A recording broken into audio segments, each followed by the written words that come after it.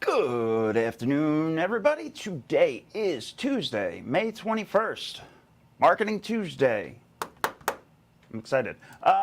Today, I have Pam's event tonight, so that should be a good time. If anybody is in the North Richland Hills area, come on out. Dropping some goodies and giving them out all the time. Where is that event sticker?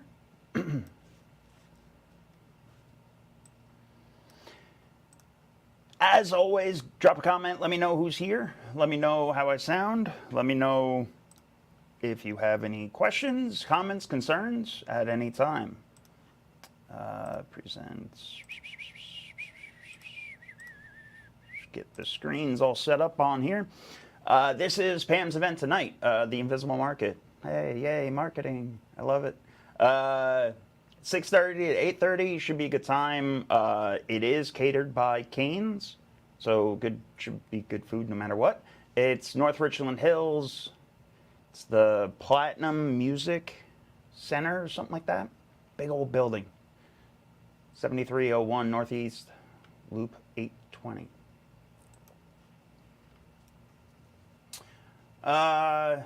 Today is Tuesday, marketing. I wanted to go over follow-ups, okay? So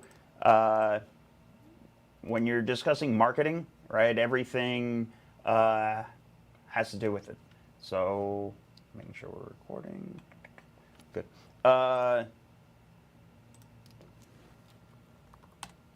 Here we go. Now people are filing in. As always, guys, drop a comment. Let me know who's here. Let me know if you guys need help with anything in particular. I will absolutely change subject and answer any and all questions. Anthony, good afternoon, sir. Hope you had a good weekend.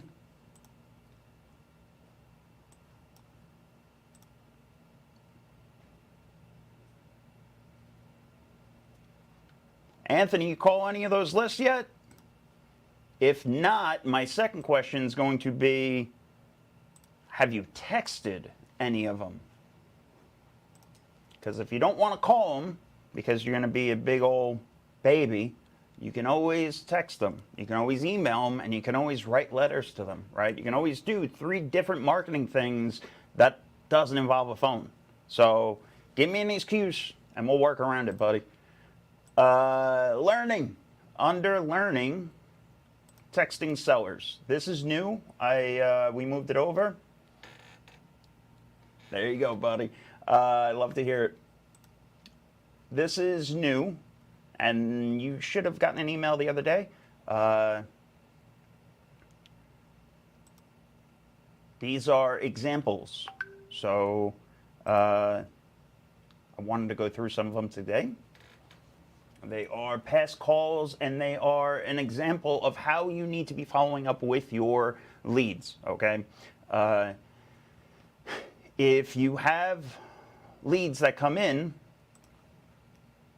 you have to know systematically. You have to have some way to track it, and also you have to have, sorry, I'm doing too much shit at once,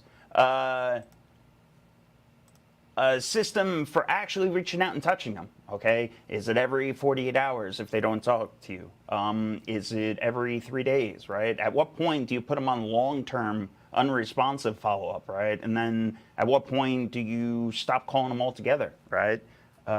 These change for everybody's business. There's like a good pattern to do it, absolutely, but it all comes down to split testing it and knowing what works for your business, okay? Your market might be completely different than others. So the only way to find out is by start doing that shit, and you will find out what works best for you. This is an example from Jessica. It was for negotiations, all right? So she's talking to Shawnee here. It says, on the phone, the seller had seemed open to our offer, but then she said she had to talk to her husband and stop responding. Anytime a seller stops responding, I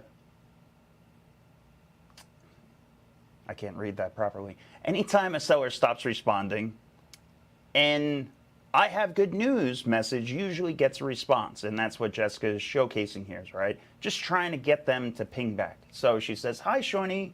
I know it is getting late, but if your husband has any questions for me, I'm always available, okay? She sent this at 9:20 at night, okay? Reach out, text. Never got a response. So she followed up the next afternoon with, I have good news. So I have good news. Are you and your husband available to talk? I can, but we're at work till 5. Okay, so now she sets expectations for time frame. Jessica says, try to have all decision makers in the conversation if possible.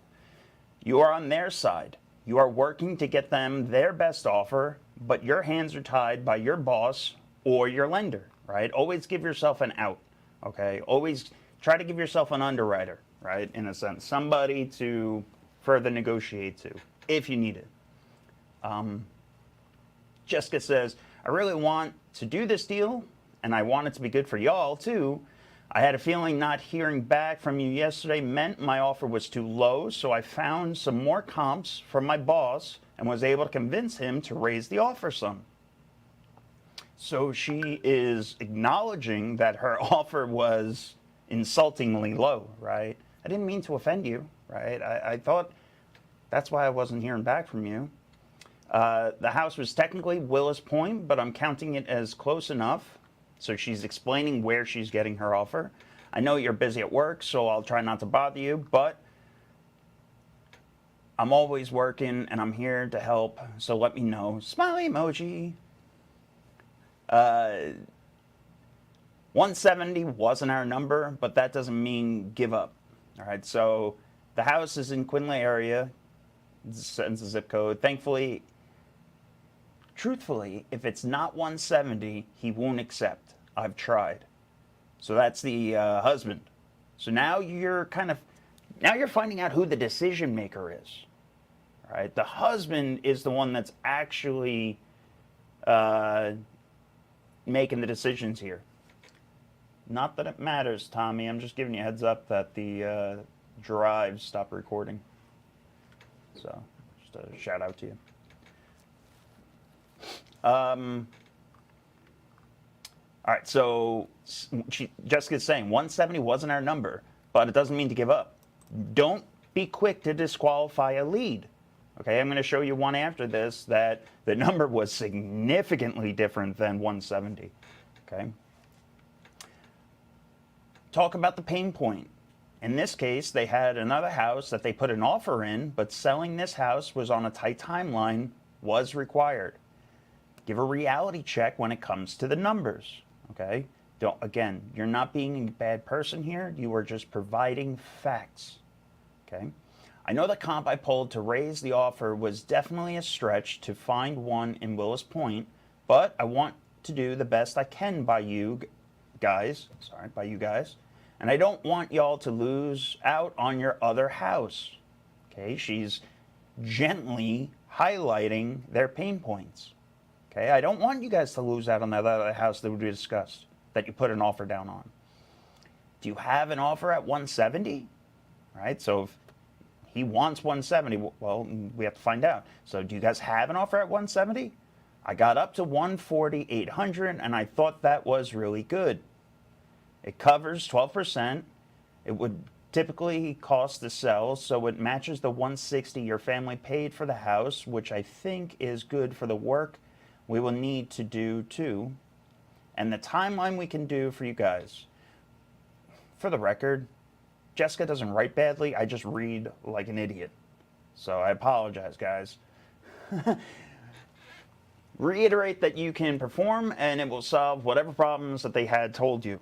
Okay? Again, we can get this done. We can get this done. We can solve your problems. Seller hadn't responded, so this is on the 10th. What date are we on now? Still on the 10th, 12:30. So now, again, 9 p.m. That's when Jessica's doing all of her work, is at 9 p.m.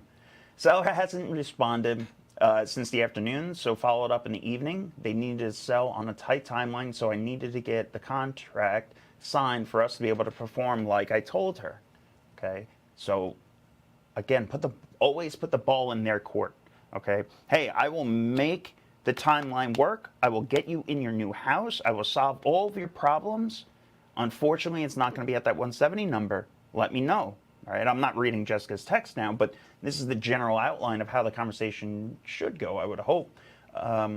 Sorry to call you so late. I was hoping to catch you and your husband and see if you were able to find someone to get this done in time for you guys. Again, she's putting her in her place as the middleman, right? I just want to make sure that this is getting done for you, right? Did you find somebody to get you that 170 offer you wanted? Oh, no? All right, well, I'm still here with my 140 offer. Let me know. I was hoping to catch you, and you're hoping to find something. I'd love to answer any questions you have and try to address your concerns as well. Okay, again, she's trying to just get them on the phone. No worries, it was a long evening yesterday. We will go down to 150. So she got him down from 170 to 150. It's a great concession from 170 to 150, but still not our number.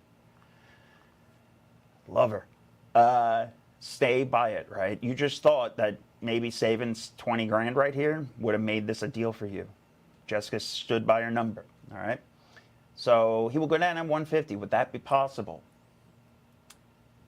Sorry, I'm checking with my boss. Again, she's given the out. I'm sorry, I'm checking with my boss and he hasn't responded yet. I'll let you know as soon as he does. This wasn't an out. I will promise you this was just Tony not texting back. But obviously,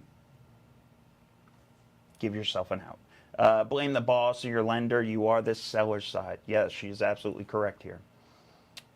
All right, so from the boss, she allowed it to go up to 141. So 141 is the max I can do. I understand. Oh, sorry. There you go. When you have a number, you have to stick to it. Sorry. When you have a number you have to stick to it. We don't have to buy every house. We would like to, but if the numbers aren't right, we just can't. And she is absolutely correct. On this, she pretty much copy and pasted from the boss, okay? 141 is the max I can do. I understand if they can't go there, it's just far. Taxes have gone through the roof. It still needs work. I'm going to have a hard time even at 141, but I'll do it because I said I would. So I'm a man of my word. I'll do it. But 141 is my max. Okay? She says, okay, we will do 141. I know it's not exactly what you wanted, but we will try to do right by you guys. What's the specific date you need to close by? And she's finalizing it. Again, just making sure the seller knows you are on their side and they're there to help, okay? Because all the way through this transaction, you're going to need them. Just because you got them to sign on the contract doesn't mean you're done with them. You're going to have to bring that contract to title and clear title, okay? And that is when the real party starts. Thank you. Any questions or concerns? Again, you're not signing off, right? You're going to talk to this person for the next month or 2 weeks, however long it takes you to get through closing, okay? Thank you. Any questions or concerns, don't hesitate to reach out. That's my main role. Selling a house is always stressful. There's no way to make it stress-free, unfortunately, but it's my job to make things go as smoothly as they can. Just patience, because we both work full-time. I can't be on my phone much, and I can't be on it, and he can't be on it at all. So sometimes after 4 is when I can respond, or around lunch. Again, just notes to put in the CRM or in your Google Sheets, right? You don't need a big old CRM. If you're using LeadZolo like we showed you, use the Google Doc sheet that they give you, right? Just track notes on it. Sweet. We're up to 5:15 every morning and don't work till 7, so that's easier. Title company will email you. Again, you're now, at this point, yeah, exactly. You're now transitioning lead, opportunity to transaction. You are now transitioning from an opportunity to a transaction. So you have to make sure that handoff is as seamlessly as possible. Right? You're going to make sure that they understand the title's going to reach out. The title's going to be asking for all these questions, all these documents. You know, why do they want this information?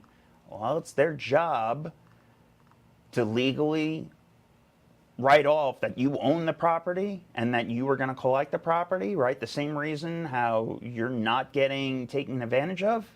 That's their job, okay? So Set them up in that regard. Put them in the driver's seat.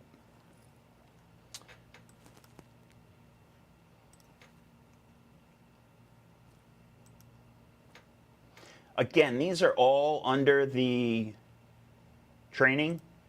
Go to learning, texting sellers, bam, it's right there. And if you have any questions or comments, you want to, oh, never mind. I thought you could. I guess you can't.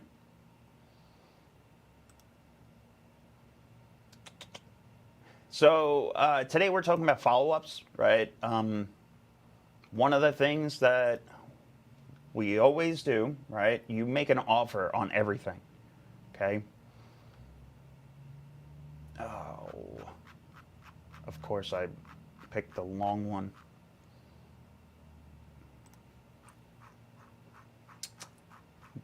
I'm not going to go through the long one, okay? But the one thing that I wanted to get across, right, is we make offers on everything. Like you saw in the last one, right? Jessica says, we don't have to buy every house. We would like to help you if we can, so be it. You always make that offer, and you always follow up with the offer, okay? You always find out what the other offers are. If you can, you look at the other offers, you blow holes in the other offers, because again, you are the professional. You always have to set yourself as the professional. That's why they should sell to you. You're going to solve their problems.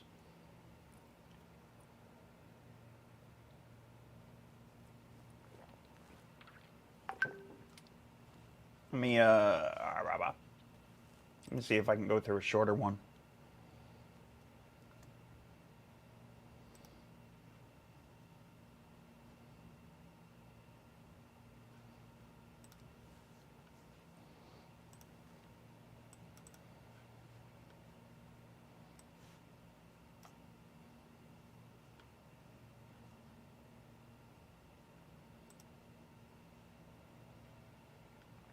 All right, this is the one I was talking about.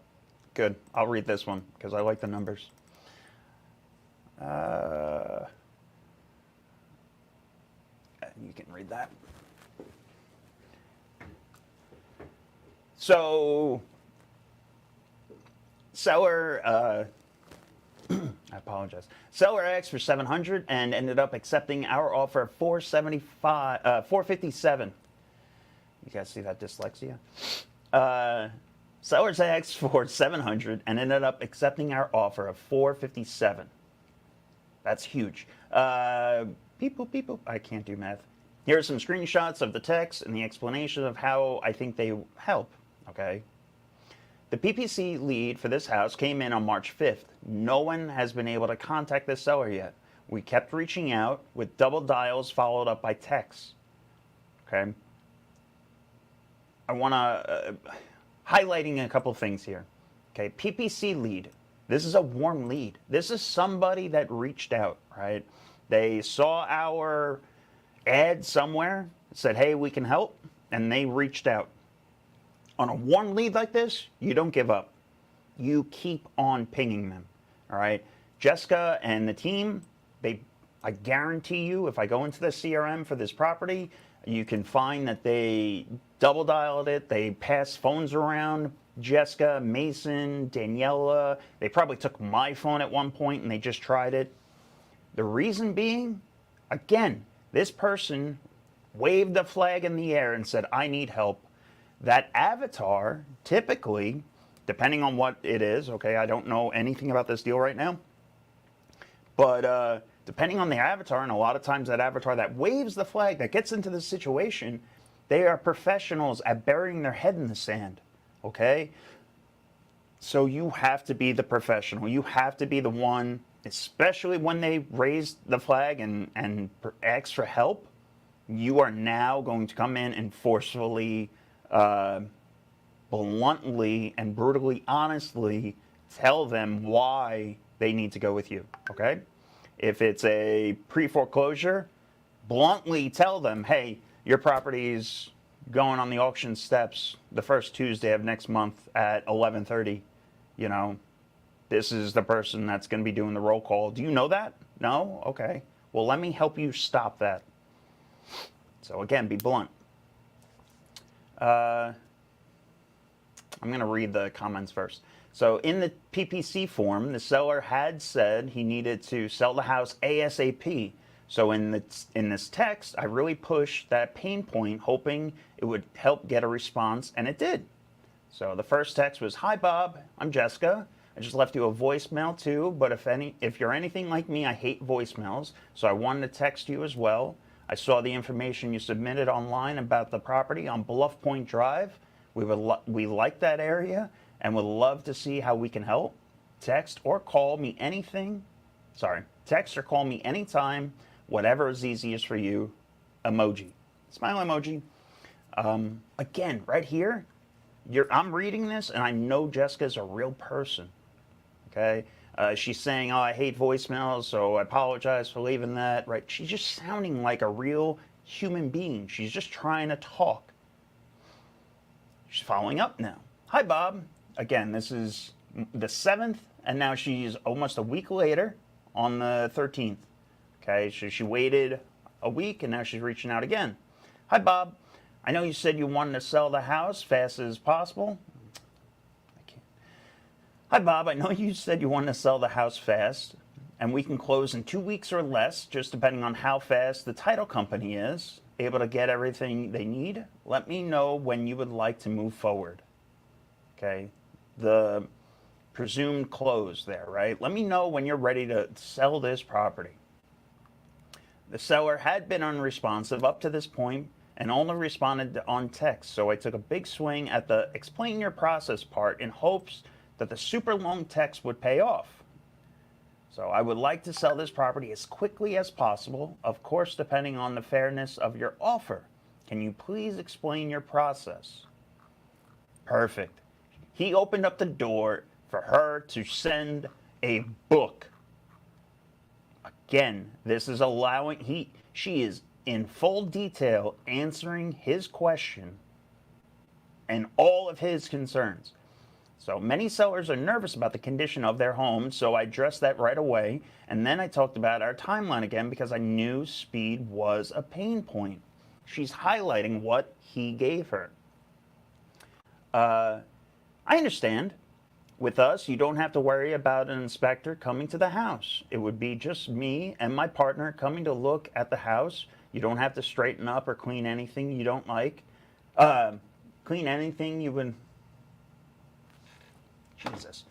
You don't have to straighten up or clean anything like you would if you listed with the realtor." All right, so again, now you're getting the benefits of going with us. You don't have to even clean up. Worry about the dog shit. Don't worry, leave it. The cat litter in the toilet, leave it. We'll take care of it. "We are just there to look at the bones of the house and get an idea of our cost. We can have an offer for you in the same night usually, but at the latest the following day." Again, time frame. That's what she's setting this entire time. It's timeline. "After we agree on a number, it has to work for you and for us. Then we can sign the purchase agreement via electronic DocuSign or in person. The purchase agreement gets sent over to the title office so they can do all their lawyer stuff, making sure the title is clear to transfer, get the documents ready for closing, and then distribute the proceeds after closing." That is as perfect as possible, right? You're going to have lawyers come in, make sure everything is up and up, legal, so he knows everything is an actual proper sale and everything is on the up and up. From the time the purchase agreement is signed to closing, we can do everything in 2 weeks. Speed is our specialty because we are the end buyer of the house. We aren't trying to wholesale it to the next investor or just get a middleman fee. So again, on this one, I guess she was flipping it. "We are problem solvers and can help address your concerns. Some of the things, yada, yada, yada." The long message worked and helped me learn a little more about the seller's situation. I was able to schedule an appointment to see the house and make an offer. How I explain the offer is in another document in resources. Well, that doesn't help me today. He responded, "This sounds great. I have been in the hospital on and off for a couple of years. My daughter lived in the... I can't read.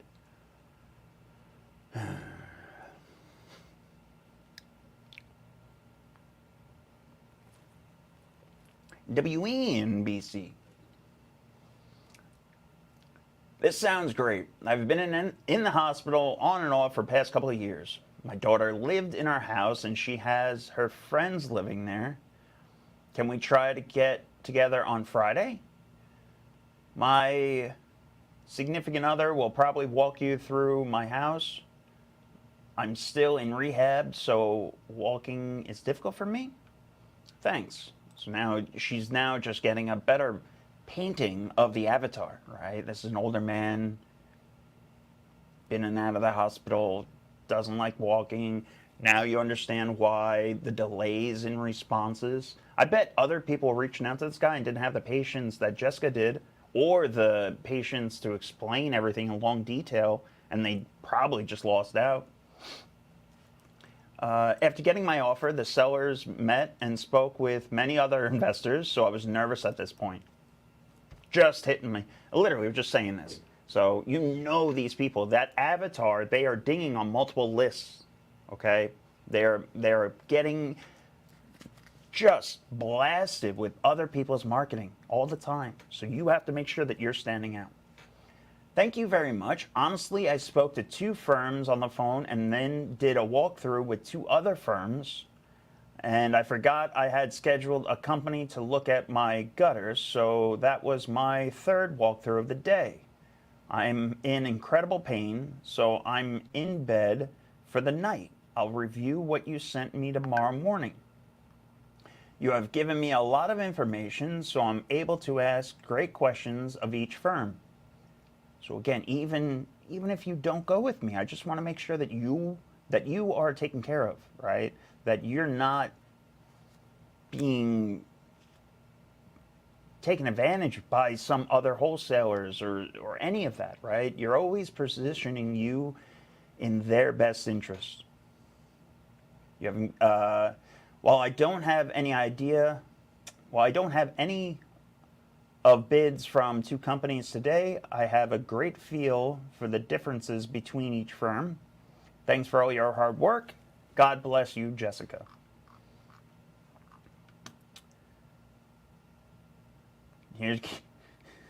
I love Jessica. The good news text always works. The "I have good news" text almost always gets a response. The seller likes to mainly text, but I wanted to get him on the phone to try and lock up the deal. After a phone call, I will always text a recap to the seller, especially if we were talking about the numbers and the terms of the offer.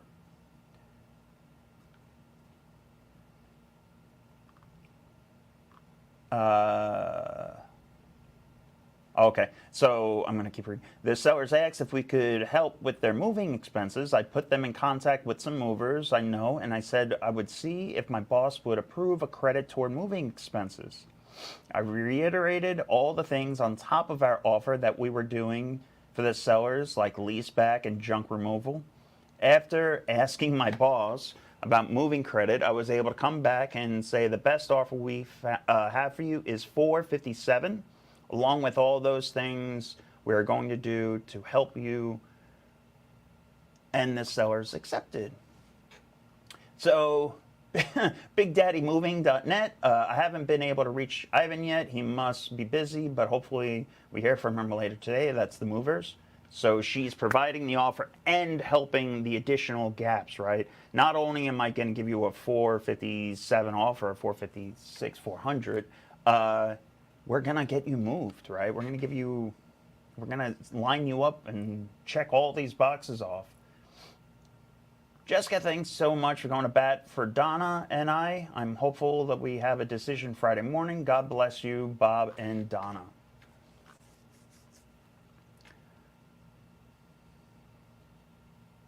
Thank you for doing all of this for us.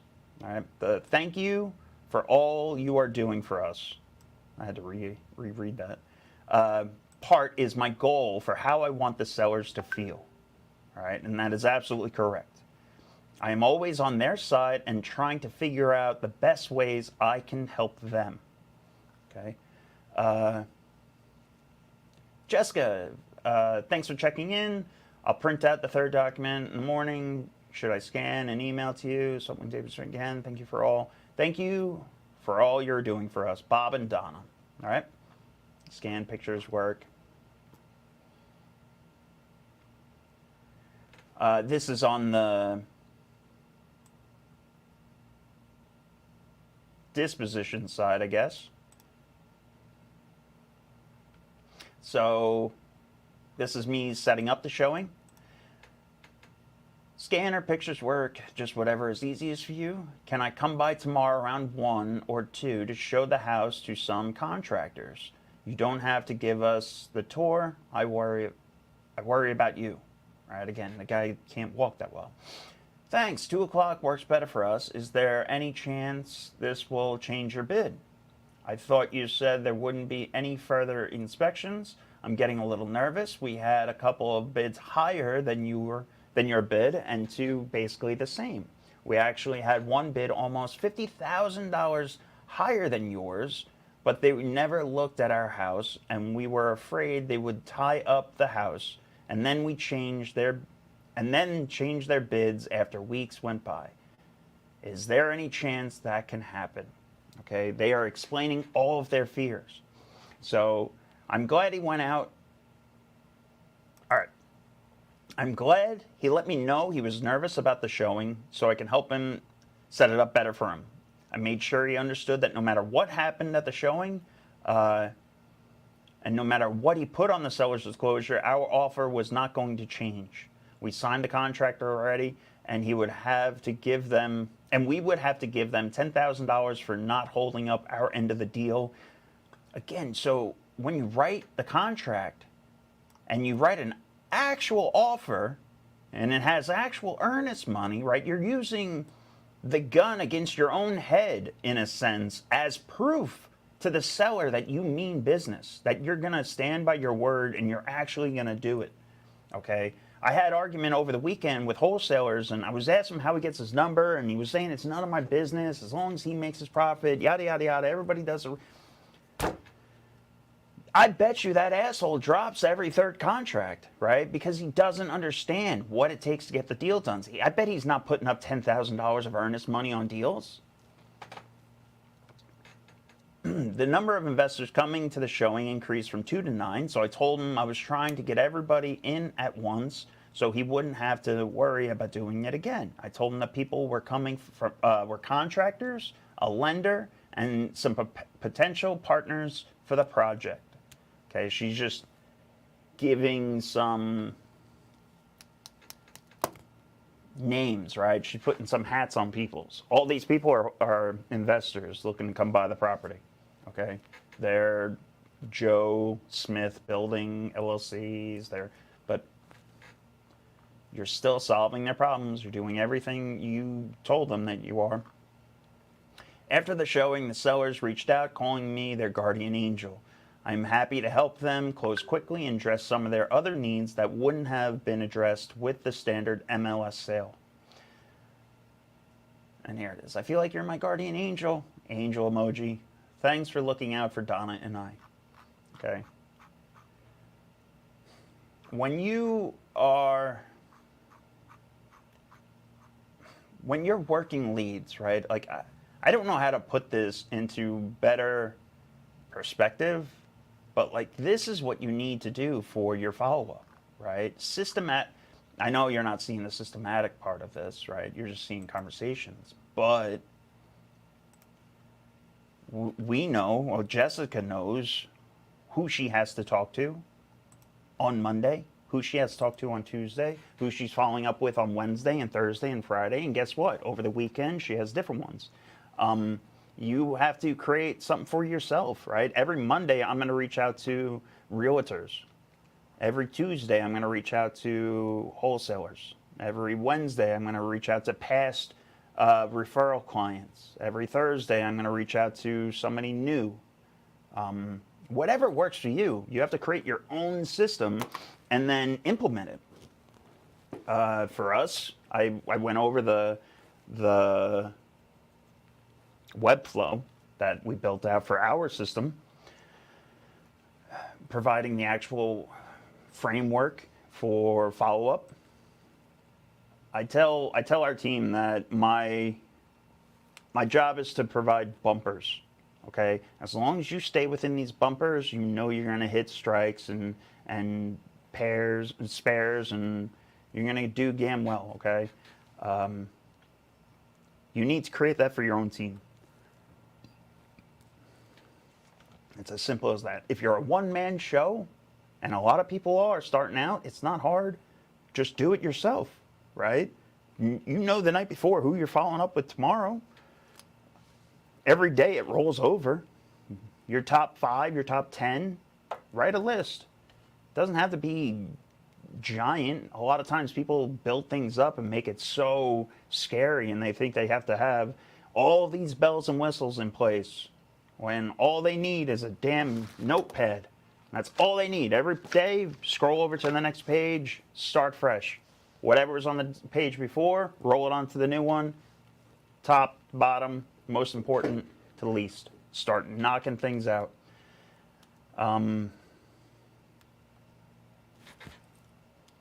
That's it. That's all I got for today.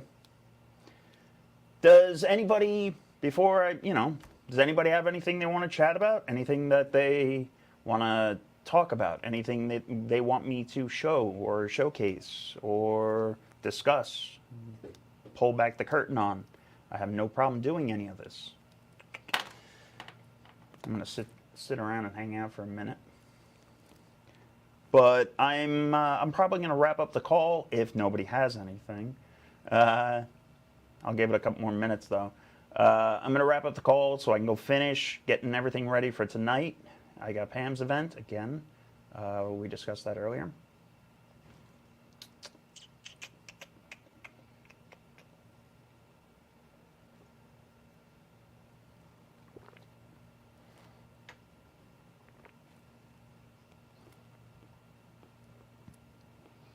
Anytime, dude. Anytime, Anthony.